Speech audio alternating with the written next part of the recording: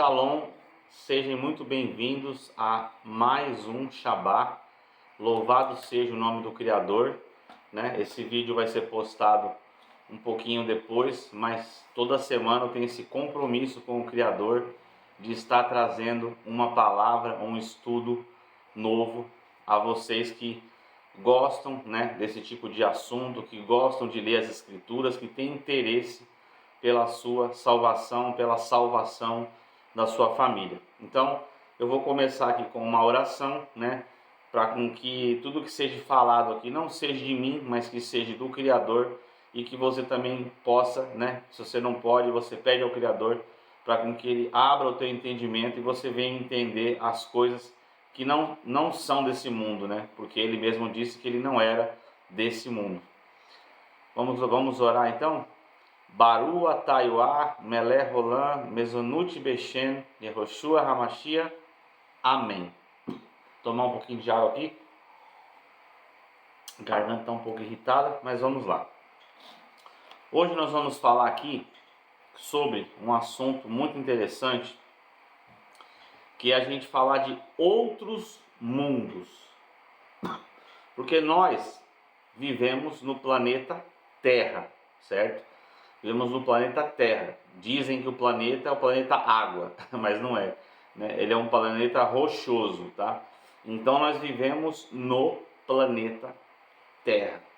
Então a pergunta é: será que a Bíblia, as Escrituras Sagradas, ela fala de outros lugares, de outros planetas, de outras pessoas que estão vivendo em outros planetas e passando pelo mesmo processo que nós, ou que não seja o mesmo processo, mas que vivam em outros planetas, em outras galáxias, em outras dimensões?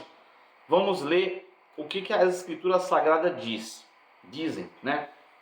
E o que nós temos é aquilo que nos foi deixado dentro das Escrituras, tá? Vou começar lendo aqui no livro de Hebreus, no capítulo 11, no versículo 3. Hebreus, capítulo 11, no versículo 3. Perdão, gente. Aqui diz assim, ó. Pela fé, Hebreus 11, 3. Pela fé, entendemos que não é os. Entendemos que os mundos, ou seja, essa palavra ela está no plural. Então não existe somente nós na Terra. Existem outras pessoas vivendo o mesmo processo ou vivendo em outros lugares. Porque aqui diz: pela fé, entendemos que os mundos, pela palavra do Criador, foram criados. Certo? Então o que está dizendo aqui? Quando o Criador criou a Terra, Ele não criou somente a Terra, Ele criou também outros mundos, e pela sua palavra os mundos foram criados. De maneira que aquilo que se vê não foi feito do que é aparente. Ou seja, de maneira que aquilo que se vê, tudo que a gente consegue ver, não foi feito do que é aparente. Ou seja, tudo que foi feito foi criado através da palavra. Porque o Messias, ele disse, né, que é o próprio Eterno: haja luz e houve luz, né? Haja os animais e houve os animais. Então tudo foi criado através da palavra. Tudo é criado através da palavra. Não é ele chegar aqui e lá, eu vou fazer essa caneta aqui, eu vou fazer. Não, ele fala assim, ó, que haja a caneta. E a própria natureza, a própria matéria-prima, a própria essência, todos os seus componentes, tudo que é preciso, eles vão se unir para com que forme essa caneta. Por quê? Não é igual o homem que tem que ir lá e fabricar. Ele faz através da sua palavra. Ou seja, ele dá ordem, e toda ordem que é dada, através da sua ordem, existe a concretização da ordenança. Ou seja, haja luz e houve luz. Haja água e houve água, né? Haja os firmamentos e houve os firmamentos. Amém? Então aqui nós já conseguimos perceber no livro de Hebreus, no capítulo 11, no versículo 3, que não existe somente a terra, existem outros mundos. O homem, o ser humano, ele é bem curioso, né? Que nem tem o Elon Musk, que estão fazendo lá a nave, estão tentando ir para Marte, tentando ir para lá e para cá. Outros falam que já foi na Lua, né? Eu não acredito porque eu só acredito vendo. Eu não vi ninguém indo lá até hoje, né? Então, para mim, o homem está limitado aqui dentro da Terra e ele não tem permissão de ir além daquilo que o Criador permitiu que ele fosse. Isso é da forma que eu acredito. Cada um crê como quiser, né? Então, vamos falar aqui desses homens que acham que pode ultrapassar essas barreiras. Vamos falar do nosso sistema solar. Se você estudou, né? Se você estudou na escola, sempre tinha matérias voltadas ao sistema solar. E para quem também vê esse vídeo e não teve a oportunidade de estudar, que não entende o que é o sistema solar, você pode fazer um exemplo assim, para vocês poderem mais ou menos ter uma semelhança, tá? O sistema solar, ele é formado pelo Sol, que é o maior, né? O Sol é o maior, acho que ele retém, parece que 98 ou 99% de toda a massa do sistema solar nosso. Ou seja, o restante dos outros planetas é só um resquício, né? Então o Sol, ele é imenso, ele é gigante, ele é gigantesco. Então nós temos o Sol. Depois do Sol, você pode até fazer um desenho aí. Depois do Sol, nós temos Mercúrio. Então nós temos o Sol, depois nós temos Mercúrio, que deve ser muito quente, que é próximo do Sol, né? Depois nós temos Vênus, que segundo os homens, eles dizem que é muito mais quente do que Mercúrio, coisa que eu duvido, porque se Mercúrio está antes, com certeza ele vai ser mais quente, né? Isso aí até é óbvio, né? Mas enfim, então Sol, Mercúrio, Vênus, e depois de Vênus que vem a Terra, que é aonde nós estamos. Vocês vejam, vocês podem perceber que a Terra chama-se campo habitável, ou seja, segundo o homem, tá? Segundo o homem, eles dizem que é o único lugar no espaço, nessa extremidade, que pode haver vida. Por quê? Por causa da distância do Sol, por causa de vários fatores climáticos, por causa da Lua, enfim, cada um dá a sua desculpa, mas na verdade eles conhecem muito pouco do que falam, né? Então, eu acho, na minha opinião, que seria até egoísmo da nossa parte em achar que num sistema solar onde nós vivemos, tá? Que é formado pelo Sol, Mercúrio, Vênus, Terra, Marte, Júpiter, Saturno, Urano e Netuno, né? Que são 1, 2, 3, 4, 5, 6, 7, 8, né? O homem já mudou isso aqui um monte de vezes já, então a gente nem sabe direito, porque cada hora eles falam uma coisa. Mas que seja 8 ou que seja mais, porque eles nunca foram até lá. Eles falam daquilo que eles conseguem ver através de uma lente, né? Mas nunca foram até lá para saber se realmente existe vida ou não. Por exemplo, pode haver vida em Mercúrio? Pode. Porque da mesma forma que existe vida na Terra, aonde um ser humano tem um pulmão e tem oxigênio, e um peixe sem pulmão, debaixo da água, ele consegue sobreviver através das suas guelras, né? Então, se for analisar um peixe pela ótica humana, ele não conseguiria sobreviver.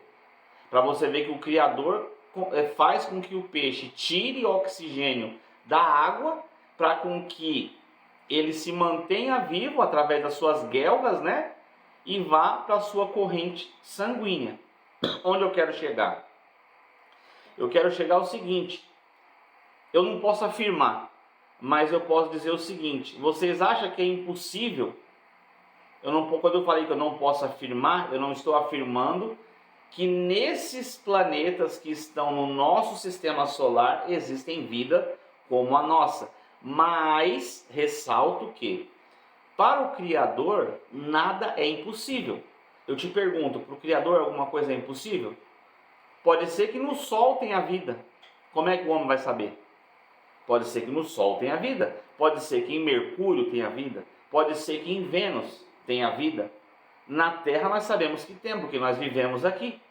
Mas nós nunca nos comunicamos com ninguém de fora. Pode ser que em Marte tenha vida. Pode ser que em Júpiter tenha vida. Pode ser que em Saturno tenha vida. Pode ser que em Urano tenha vida. Pode ser que em Netuno tenha vida.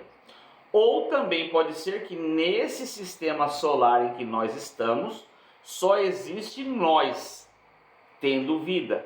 E em outros sistemas solares existem outras vidas como nós, vivendo em outros sistemas solares vizinhos, certo? Por quê? A galáxia, você pode dar um Google aí para você poder entender o que é a galáxia. A galáxia, imagina você de noite, aquele sol estrelado, imagine você à noite, aquele céu estrelado, e você consegue enxergar vários pontos de luz no céu, estrelas. Estrela ali, estrelinha, estrela lá. Então, a nossa visão, essas estrelas que a gente consegue ver, não é nem o início do tamanho da galáxia, do tamanho que a galáxia tem. Ou seja, existem outros sistemas solares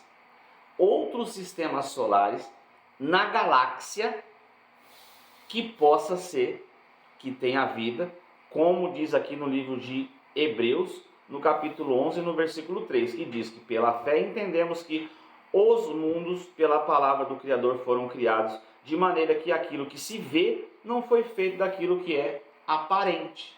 Não sei se vocês estão conseguindo entender o raciocínio. Por quê? Por que existiria várias galáxias, sendo que nós somos os únicos moradores de toda a galáxia? Teria sentido?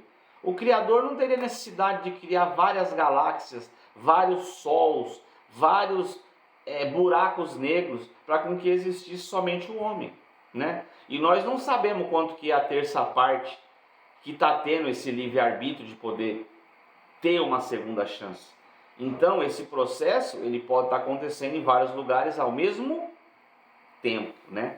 Só que nós só podemos ir até onde as escrituras nos mostram, ok? Então espero que essa parte aqui da galáxia, do Sol, dos planetas tenha ficado claro para vocês, tá? Então o ser humano, esses cientistas, cada um fala uma coisa, cada um analisa de um jeito, mas eles não podem afirmar nada, porque eles nunca foram até lá, né? E seguindo, a galáxia, nós sabemos que a galáxia, ela tem, como eu falei, vários sistemas solares. Existem sistemas solares que o Sol é 100 vezes maior do que esse Sol que nós temos aqui.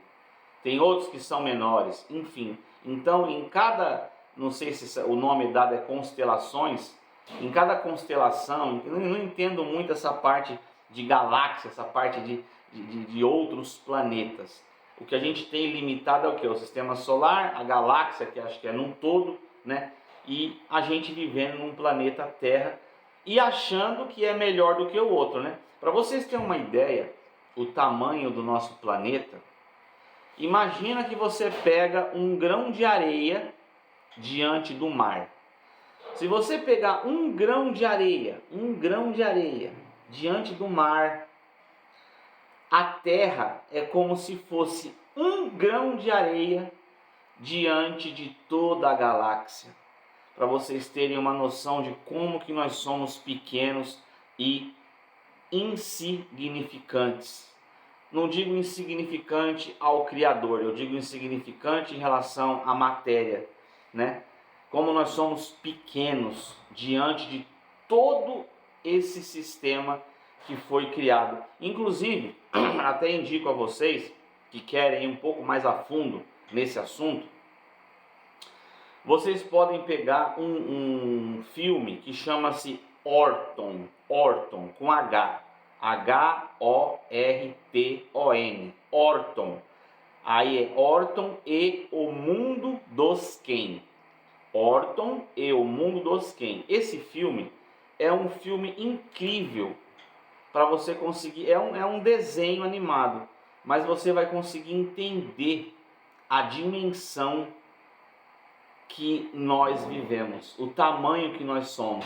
Quando você assistir esse filme, a sua percepção em relação à vida, ela vai ter uma virada, ela vai ter uma virada. Então, salve esse filme, baixe na internet, Orton e o Mundo dos Ken, assista, vai valer muito a pena. Vamos ver aqui no livro de João, no capítulo 18, vamos ler aqui no livro de João, no capítulo 18, no versículo 36. Olha o que diz o Messias disse aqui. Não é eu falando não, é ele falando, né? Então vamos lá. 18:36. Vamos ler o 36 ao 38. O que o Messias falou aqui, ó. Respondeu o Messias: o meu reino não é deste mundo. Quer dizer, o próprio Messias falou que ele não é desse mundo. Então, se ele não é desse mundo, ele é um extra o quê? Um extraterrestre, né? Porque tudo aquilo que não é desse mundo, ele é extraterrestre, ou seja, ele vive em outro planeta, ele vive em outra dimensão. Ele, não sei como que é a percepção de visão do Criador para com a Terra, tá? Eu imagino, sei lá, igual nós olhando um copo desse. Eu imagino isso. Respondeu o Messias: o meu reino não é deste mundo. Se o meu reino fosse deste mundo, pelejariam os meus servos para que eu não fosse entregue aos Yahudim, aos judeus. Mas agora o meu reino não é daqui. Então ele mesmo dizendo que o reino dele não é daqui. O reino dele é de outro lugar. Sendo que o apóstolo Paulo, Shaul, ele foi, quando ele teve aquele sonho, aquela visão, ele foi levado até o 7º céu. Ou seja, se a gente acha que o céu é esse que a gente vê aqui em cima, não, é muito limitado. Pode ser que essa galáxia toda seja o primeiro céu, né? E aí a gente não sabe até onde que ele foi, porque é uma coisa muito além do que o nosso conhecimento pode alcançar. Aí o 37 ele fala: disse-lhe, pois, Pilatos: logo tu és rei? E o Messias respondeu: tu dizes que eu sou rei. Eu para isso nasci e para isso vim ao mundo, a fim de dar testemunho da verdade. Todo aquele que é da verdade ouve a minha voz. Disse-lhe Pilatos: que é a verdade? E dizendo isso, tornou a ir ter com os Yahudim e disse-lhes: não acho nele crime algum. Então o Messias veio, como vocês sabem, nasceu de uma virgem, né? O Espírito introduziu ele dentro do útero de Manohá, de Maria, que é conhecido como Maria. Nasce o Messias, ele vem de um outro mundo, de um outro lugar, que ele é o próprio Criador de todas as coisas, vem em carne aqui, se materializa em carne, para que morra pelos pecados desse monte de gente que não dá valor àquilo que ele fez, né? Não digo todos, mas a grande maioria. E, por fim, é crucificado e morto, né? Depois ressuscitou o 3º dia, e ele tem a promessa de um dia voltar para reinar aqui durante 1000 anos, né? Isso aqui é o resumo daquilo que o Messias fez, que também não é desse mundo, como nós lemos lá, né? Como nós lemos aqui no livro de João, no capítulo 18, 36, ele dizendo: o meu reino não é deste mundo, certo? Então o reino do Messias é num mundo além desse mundo aqui. E para finalizar, nós vamos ler aqui no livro de Gênesis, tá? No livro de Gênesis, no capítulo 1, no versículo 1, aqui até o versículo 3, né?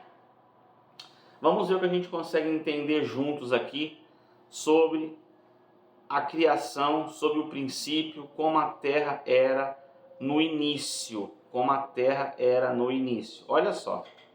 No princípio, criou o Criador o céu e a terra. Entenda que esse princípio que é falado aqui, ele está em um time, ele está num tempo, tá? A escritura não foi escrita em ordem cronológica, não tem cronologia, ou seja, não tem uma ordem para você poder ler. Mas nós entendemos aqui, ó, que no princípio, lá no princípio, ele criou o céu e a terra. Aqui estamos falando de um tempo, entende? Isso aqui é um tempo. Agora nós vamos partir para o segundo tempo, olha só. E a terra era, quer dizer, primeiro ele cria a terra, e a terra fica em silêncio, não sei por quanto tempo. Aí depois vem e a terra era. Se ela era, ela já existia. Então isso aqui foi depois da criação. Mas só vai entender realmente quem tem cérebro para poder entender isso aqui, né? Depois da criação, sem forma e vazia. Então quer dizer, e a terra era, ela já existia, sem forma, ela não tinha forma, né?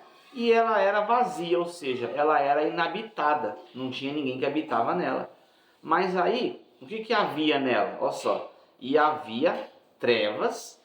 Quem que é a treva? O Criador é a treva? Não, né? O Criador, ele é a luz. Então, se havia trevas, vocês já sabem quem estava aqui, né? E havia trevas sobre a face do abismo. Ou seja, a terra toda, ela era escura e ela era como se fosse um abismo. O que é um abismo? Você pega e vai num lugar bem alto e olha para baixo no escuro. Você imagina, é um buraco sem fim preto. Era um abismo. E o Espírito do Criador, olha só, o Espírito dele, né? O Espírito dele que está em todos os lugares, porque ele é onisciente, onipresente, onipotente, né? Então ele está em todos os lugares ao mesmo tempo. E o Espírito do Criador se movia, ou seja, ele andava, ele se movia, ele flutuava sobre a face das águas. O Espírito dele se movia sobre a face das águas. Aí a pergunta é, por que o Criador resolveu dar vida à terra? Por que ele resolve? Isso fica uma pergunta para você que nós podemos falar em outro vídeo, né? Por que ele resolve dar vida à terra?